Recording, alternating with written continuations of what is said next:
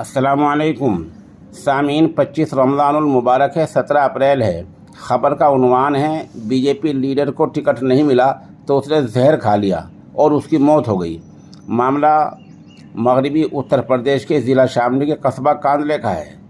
कस्बा कांदले के महल्ला रायजादगान के रहने वाले दीपक सैनी ने पार्टी से टिकट मांगा था।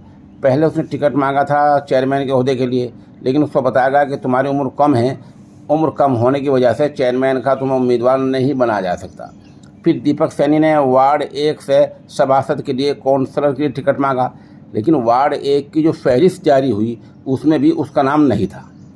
तब उसको गम हुआ, दुख हुआ, वो बाज़ार में गया और वहाँ से कोई जहरीली चीज़ लाकर खा ली, जिससे उसकी मौत हो गई। बताया गया है जब उसने जहरीली चीज़ खा ली और हालत बिगड़ गई तो अहले खाना उसको मेरठ ले गए। मेरठ अस्पताल में लेकर पहुँचे जहाँ उसकी मौत हो गई।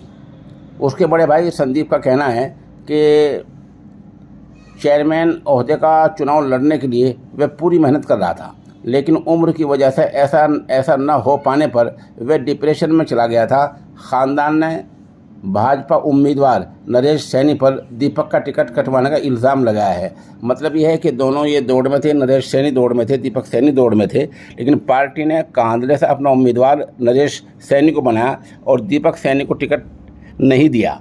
तो घर वालों ने इल्ज़ाम ये लगाया है कि नरेश सैनी ने उसका टिकट कटवा दिया है। बहरहाल दीपक सैनी को कांदले से न चेयरमैन के ओहदे के लिए टिकट मिला और न मेंबर के यानी सभासद के ओहदे के लिए टिकट मिला।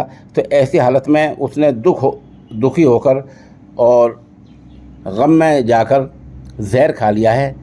अहले खाना उसको मेरठ ले गए, वहाँ जाते ही उसकी मौत हो गई है।